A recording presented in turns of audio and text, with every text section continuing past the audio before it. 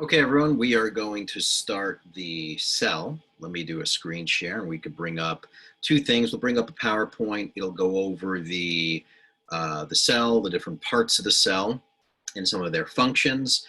And then we'll get into the model and show you some of the parts of the model. All right, let me do a quick screen share for you all. Okay, so let's bring this up first. Okay, so let's look at the cell. So when we look at the cell, the outer part of the cell is called the cell membrane, right? It's the outer boundary of the cell. It's going to protect the cell. It is going to control what gets in and what gets out. The cell membrane is considered to be a semi-permeable phospholipid bilayer. It's made primarily of proteins and lipids. We call it a phospholipid bilayer. The proteins tend to be like the gatekeeper. It's like the doorman at the bar or the club, and it's going to allow certain things in and out of the cell. Whatever's outside needs to be outside. Whatever's inside should be inside. The pHs are different outside and inside. So you get these proteins that are usually channels, like a doorway, that allows things in and out of the cell. Whenever there is fluid outside of the cell, we call it extracellular fluid. It's also known as interstitial fluid.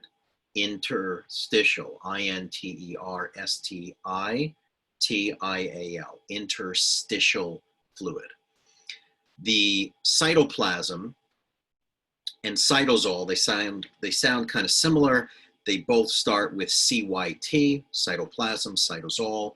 The cytoplasm is the contents of the cell that is deep or internal from the cell membrane, but it's outside of the nucleus, right? So let's see if I can draw here. So if that is the cell and this is the nucleus, everything from the cell membrane this way, or everything from the nucleus but outside of the nucleus going this way, is going to be the cytoplasm. Okay. The cytoplasm is going to include all of the liquid between here, and it's going to include the organelles. So if there's a mitochondria here, and let's say there's a Golgi apparatus here, all of that stuff is part of the cytoplasm. If we're just talking about the internal fluid by itself, it's the cytosol. If it's the fluid and everything contained from the nucleus out or from the cell membrane in, we call it the cytoplasm. Microvilli are these finger-like extensions of the plasma membrane. They increase surface area of the cell, which allows for greater absorption. So there may be little small extensions coming off of here, like hair-like, not like this, but very, almost like the brush of a broom, that brush border, like that. Cilia is a lot bigger than microvilli. That could be something like that, right? Something that can help whip around and help mobilize the cell, and it helps to move material, including debris. We have cilia all throughout the respiratory tract, and the cilia are beating rhythmically. So if, let's say, here is the tube, here is the trachea, we're going to have cilia here, and then there'll be cilia on this side, of course, right? And then there's airflow that's coming down, and these cilia are beating rhythmically, but they're beating upwards. They're beating upwards to bring debris up so that dust particles and debris don't go down. Smoking tends to paralyze and destroy those cilia, which is why there's that smoker's cough of right? They're trying to forcefully push the debris that made it down into the lungs up, because the cilia that should be beating rhythmically upward are now paralyzed or just dead.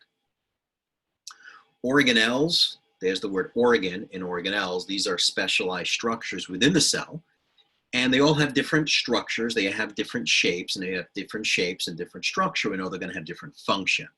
Different structure, different function, primarily to help maintain the cell's growth, its maintenance, and its ability to reproduce. When cells reproduce and regenerate themselves, we call it mitosis. There is a mitosis plaque that's purple that we'll go over. There's also a very short video on mitosis that's about 5 to 6 minutes that you should watch, because I can't draw out as this video covers it. It's really fantastic. All right, it's the mitosis video.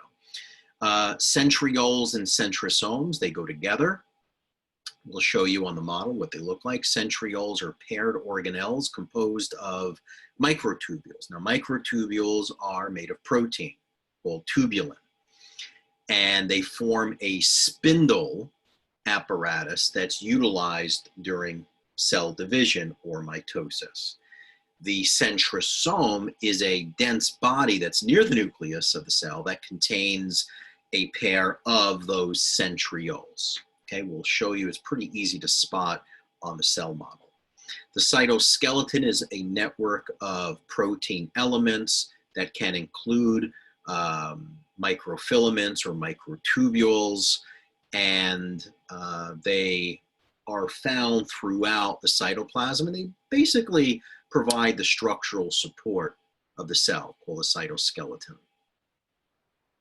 Ribosomes, these are a complex of RNA and protein that are found in all cells. The function of ribosomes is protein synthesis. That means to make proteins. Ribosomes, their function, synthesis of protein or protein synthesis. Now, they need the direction from someplace else. The directions have to come from a template that tell the body what proteins need to be formed, and that's the DNA. So the DNA contains the information or the template of the different types of proteins that need to be formed. It's basically the instructions of what proteins need to be made, but the ribosomes are actually making those proteins. There are fixed ribosomes or free ribosomes. The fixed ribosomes sit on the endoplasmic reticulum. We'll show you what they look like. They manufacture proteins for the secretion out of the cell or to be incorporated into the cell membrane itself. Because remember, the cell membrane is made up of proteins, and proteins can become damaged or they get denatured. When they get damaged, the cell membrane has to regenerate, repair itself. So the body's constantly making new proteins. The proteins first enter the endoplasmic reticulum, that's what the ER stands for, where they're modified and packaged for secretion. The free ribosomes are found in the cytoplasm. They're not fixed, they're actually floating freely, and those are designed to manufacture proteins for the cell itself. They're not used to be exported out. Don't confuse nucleus with nucleolus. Nucleus is the control center of the cell. It's the location for all of your genes. It contains deoxyribose nucleic acid, or DNA. Deep to the nucleus is the nucleolus. That's the site of the ribosomal RNA synthesis. So that's found deep inside the nucleus. The ER, the endoplasmic reticulum, is this membranous network found within the cytoplasm. It's involved with the synthesis, the modification, and the transport of different proteins within the cell. It's kind of like a built-in circulatory system that moves everything around. Rough ER and smooth ER, what makes the rough endoplasmic reticulum look rough are the ribosomes that are fixed to it. When the ribosomes aren't fixed to that endoplasmic reticulum, it has a smooth appearance, so it's called a smooth ER. Because their structure is different, the function is different. The rough ER is continuous with the nuclear envelope. So you have the nucleolus, outside of that, the nucleus, and then there's this white envelope that surrounds it. That's called the nuclear envelope, and it has these pores in it called nuclear pores. And the ribosomes can actually move through that, and then they fix themselves into the endoplasmic reticulum. The rough ER is needed for the synthesis of proteins, glycoproteins, and phospholipids. Phospholipids are very important for the membranous wall or the cell membrane wall. The smooth ER has no ribosomes attached to the membrane. It's continuous with the rough endoplasmic reticulum. Here, the smooth ER is not making proteins, though. Here, it's involved in carbohydrate metabolism and the synthesis of fats or lipids and the modification of them. Remember, cell membranes are made up of protein, fat, and carbs. So the smooth ER has a lot of important function in metabolizing carbohydrates and lipids or fats for the cell membrane. The rough ER is primarily making those proteins. We will show you a few other structures: the Golgi apparatus, lysosome, peroxisomes, and mitochondria. Mitochondria, most people remember from a basic anatomy or biology course in high school. The mitochondria is the specific site where energy is produced. Everything takes energy. So the site of aerobic energy production, or ATP, adenosine triphosphate, energy production takes place in the mitochondria, but it's aerobic, it needs oxygen. So we breathe in oxygen from our nose, we blow out carbon dioxide from our mouth. We need oxygen in for energy production.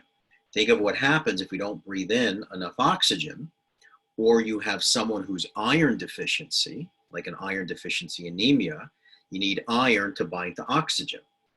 Oxygen, that gas oxygen, binds to iron and it's transported throughout the body. If you have anemia, like iron deficiency anemia, do you have lots of energy? Is the person fatigued?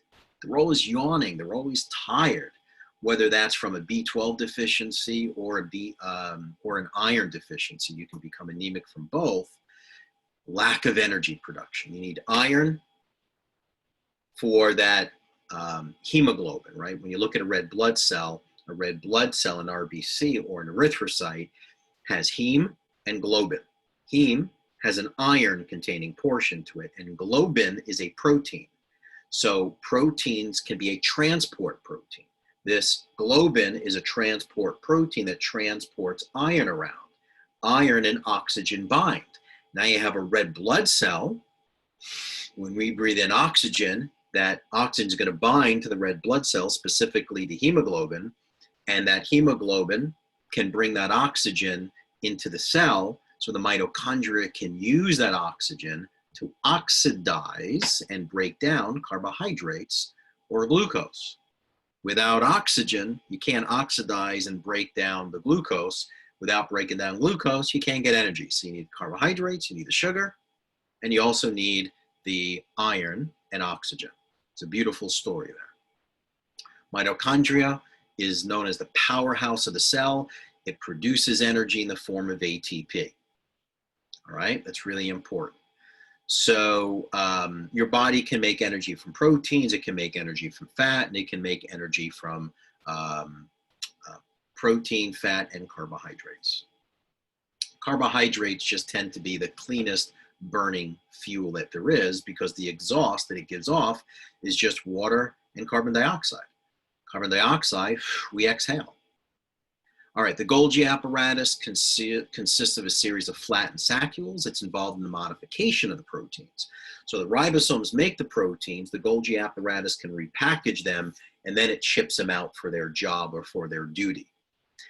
Lysosomes are a vessel that contains very strong, potent digestive enzymes. It helps to remove debris from the cell.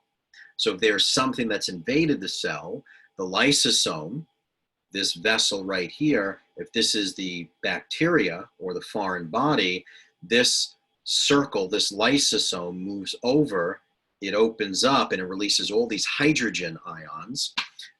It dumps all of the hydrogen around this substance, and hydrogen increases the acidity of something.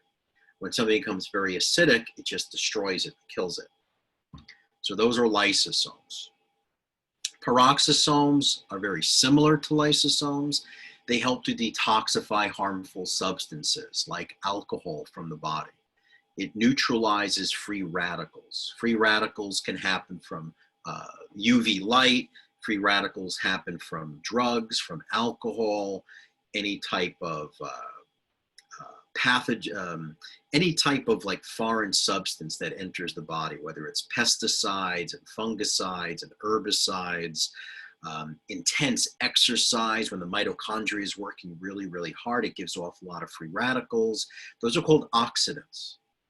And to counteract oxidants, guess what we need? Antioxidants. That's where a lot of the colorful foods and real live foods are very, very high in antioxidants. Peroxisomes are also involved in beta oxidation. This term beta oxidation means it's breaking down fats, not at the alpha, but at the beta carbon. Alpha, beta, the second carbon. Each time things slough off at the second carbon, 2 carbons at a time, they call it beta oxidation. So now we get to look at the cell. When we look at this outer part, let's see if I can bring in the pen here. I'll see if I can make it, see if I can change it to maybe blue. Okay, so here is the plasma membrane, also known as the cell membrane. The clear fluid, and just the fluid, is the cytosol. But when we're talking about everything, right? Everything, whether it's this mitochondria that's here and this mitochondria that's here, along with the Golgi apparatus, along with the centrioles and the centrosome and the peroxisomes, right? All of those organelles, now we're talking about cytoplasm. Okay, so the black structure here, this circle, that's the centrosome, but the centrioles, each of these fibers that we see here, those create the spindles. That's very important when you look at mitosis, right? So watch that video. Let's look at the rough endoplasmic reticulum. So you could see it has these white speckled dots on it. The white speckled are ribosomes. So here in the cytoplasm, here's a ribosome, here is a ribosome, here is a ribosome. Some of them are free in the cytoplasm, but when they're fixated to the endoplasmic reticulum, now it's called a rough ER, a rough endoplasmic reticulum. Why? Because the ribosomes are fixed to it. They're called fixed ribosomes. Where we don't see them, they look smooth. So here's the smooth endoplasmic reticulum. Okay. The lysosomes are larger. These are the yellow-like structures. Remember, these have the hydrogens in it, and they release their contents to the outside, and they destroy pathogens. They make it very acidic and kill it. Those are lysosomes, not the same thing as peroxisomes. Peroxisomes are the gray ones. Those peroxisomes are designed to neutralize free radicals. They are involved in drug and alcohol detoxification. So the liver has lots of them, and so do the kidneys, because the liver and kidneys are involved in detoxification. Okay, when the protein synthesis is produced, right? Remember, it goes to the Golgi apparatus. So here it's like packaging it, and it's going to ship them out. So these little things here, these are little vacuoles, and in here, in these vacuoles, could be a protein. Maybe the protein is going to move to the cell membrane, and it's going to move here and recycle it. Maybe the membrane's damaged. Maybe the protein in there is a neurotransmitter. It's a or maybe it's an enzyme. So proteins, neurotransmitters, hormones, many of them can be proteins. And here, if you look at around 10 to 11 o'clock, you could see this structure right here is a vacuole that is moved to the cell membrane. It was probably one of these that moved over in this direction. It's large, but you can see that this vacuole moved over to the cell membrane and it opened up. It opened up so that it can release its contents outside. When it releases its contents to the outside, whatever that is, it's called exocytosis, C-Y-T-O-S-I-S. O-S-I-S. Exocytosis. Endocytosis is bringing it in. Exocytosis is this vessel moved to the cell membrane, opened up, and whenever a cell releases its contents of whatever is inside, it's exocytosis. Neurotransmitters, hormones, digestive enzymes, they all work that way. All right, if we look at the inside here, the clear is the nucleus. This little translucent part that's very translucent there, this you can see, that's the nucleus. The orange pit in the middle, that's the nucleolus. And you can see that it's protected by this white nuclear envelope. And the nuclear envelope has these holes in it called nuclear pores. The nuclear pores is where the RNA is going to come out of. The RNA, the ribosomal RNA. And it's involved in protein synthesis, right? How does it know what proteins need to be produced? Because the nucleus has the template for the instructions of what proteins need produced, but the DNA doesn't make it, it's the RNA that makes it. The DNA just contains the useful information or the instructions or the template for it, okay? So that is the model portion of that. So let me get out of here and let's close this.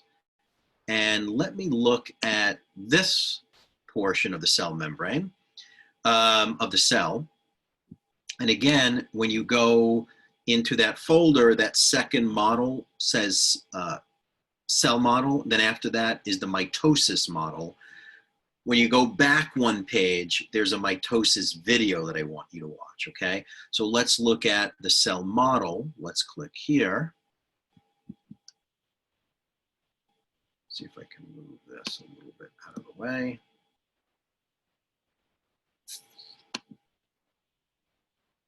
Okay, here's the cell model. Again, nothing new. So here's the cell membrane at about 1 o'clock. And we have the centrioles inside the centrosome. So the centrosome is the black. The centrioles are those spindles, those yellow spindles. Right in the center, the orange pit, that's the nucleolus. What surrounds it, the translucent clear area, is the nucleus.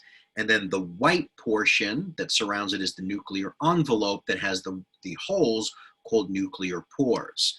What's continuous with that is the endoplasmic reticulum.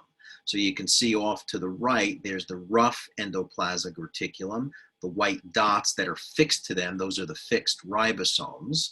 But if we look down a little bit, this is smoother, it's the smooth ER, there's no fixed ribosomes there. Down at about 6 o'clock, the yellow is the lysosome. Remember, it has the hydrogens, those strong digestive enzymes. The gray one is the peroxisome for alcohol and drug detox. It's also involved in beta oxidation. Let's see what else. Cytosol is the clear fluid. Everything, including the cytosol with the organelles, is the cytoplasm. The orange pancakes right here, that's the Golgi apparatus. And you can see the vacuoles. These vacuoles is whatever proteins that were repackaged, now they're shipped out. Maybe it's a neurotransmitter, maybe it's a hormone, maybe it's a digestive enzyme, maybe it contains proteins that's going to move to the cell membrane, open up, and use to recycle the cell membrane. Mitochondria, that's for energy production. And then right here at about 10 or 11 o'clock, you see the secretory vessel, which is one of these vessels that the Golgi apparatus released. It moved towards the cell membrane. It's going to secrete something to the outside. That method of secretion is called exocytosis. If it's taking something in, it's endocytosis. Okay, so those, I think, are all the organelles. Now let's look at some close-ups. Here's the mitochondria, secretory vessel, Golgi apparatus, also known as the Golgi complex.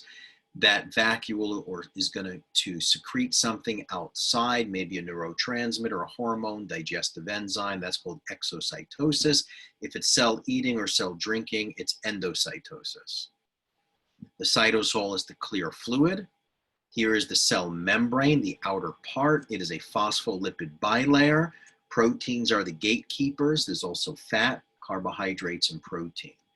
The black circular structure is the centrosome. The yellow is the centrioles on the inside. The white speckles here are fixed ribosomes to the endoplasmic reticulum, which is why we call it the rough endoplasmic reticulum. You can see the cytosol again. The orange-like circular structure deep to the nucleus is called the nucleolus. It's going to release the RNA.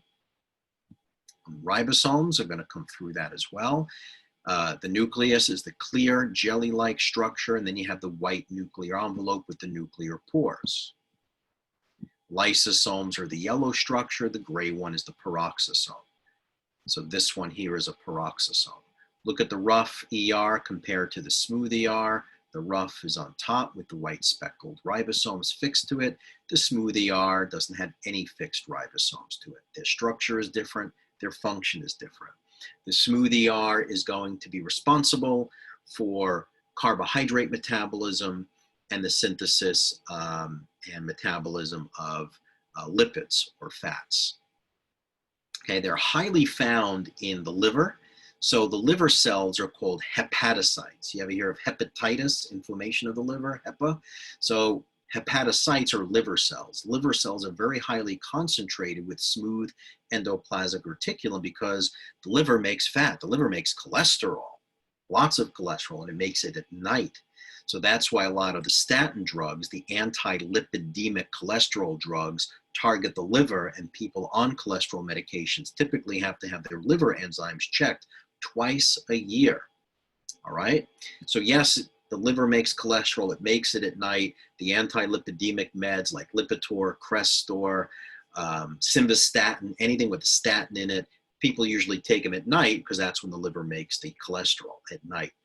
The smooth endoplasmic reticulum is highly concentrated in the liver. The hepatocytes have to be checked because the drug can adversely affect the liver cells. And if this is a liver cell, and in a liver cell is an enzyme called ALT, when the liver cell dies and ruptures, ALT leaks out, and ALT enzyme in the blood rises. So the higher the ALT level, it means that something not so good is happening in the liver. Okay, let's see what else we have here. Oh, that is it. All right. So we finished that one. Let's look back here and look at the mitosis model. We're still on the cell. This is just cell division. So I want you to watch the video on it. And here on this slide, I just want you to be able to know numbers 1 through 8 on the left-hand side. So number 1, the way to remember this, let's see if I could just write this down on a piece of paper for you so you can see it. Let me just get a blank sheet of paper.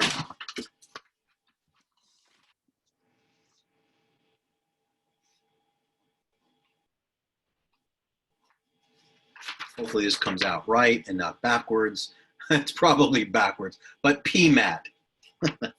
PMAT, P-M-A-T. So the P is for prophase, the M is for metaphase, the A is for anaphase, and the T is for telophase. You have prophase, metaphase, anaphase, telophase. Prophase, metaphase, anaphase, telophase. PMAT, P-M-A-T.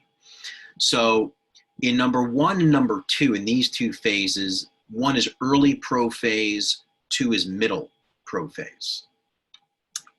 When you look at number 3, 3 is late prophase. So 1, 2, and 3 are all prophase, early, middle, late. Now we can see the chromosomes start to align up in the middle, and we start to see these spindles, remember the centrioles, right? These spindles start attaching to these chromosomes. So number 4 is metaphase, when they're all start to line up in the middle, M&M, metaphase, middle.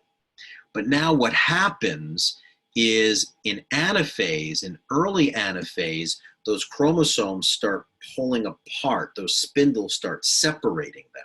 So 5 is early anaphase, those strings, those tension cords, those spindles are going to separate them. You can see it pulls them away from the midline. Half of them go to this side, the other half go to this side. So 4 and 5, 4 is metaphase. 5 and 6 are now anaphase, early anaphase, and not late anaphase, but just regular anaphase. They pull it to their poles, to their separate poles. Now 7, we can start to see that this starts to invaginate, right? You have this one cell, now it's starting to invaginate because eventually it's going to pinch off into 2 different cells, okay? So here in telophase, we can start to see it really invaginating in. Everything's pulled to its side. We could start to see these different organelles in each of them. It pinches and then separates, and number 8 is interphase. Okay, so what I'm going to test you on is primarily the phases, P, M, A, T. In terms of what's inside of it, right here is the nucleus, number 5. The number 6 over here, this is the centrioles right there. Number 1 out here is the cell membrane. And we could start to see here, you could really start to see these spindles forming, number 9. You can see the spindles there. Number 13 is a centromere right here. These are chromatids. These are part of your chromosomes. Okay. Number 9, again, you could see the spindles forming here. Again, the spindles and the spindle fibril.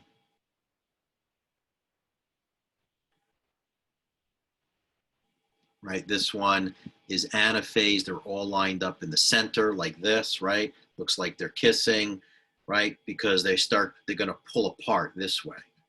When you look up here, when you look at metaphase, right? They're not touching this way. They look like a bow tie, right? It's got the center, and then they're kind of going this way, the chromosomes. That's in the middle in metaphase.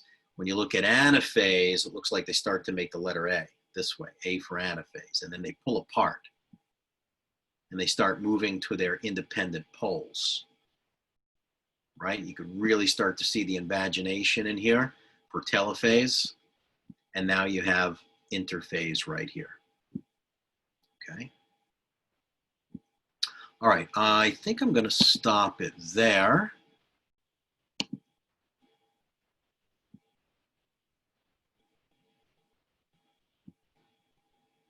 Let's stop this here, stop the recording.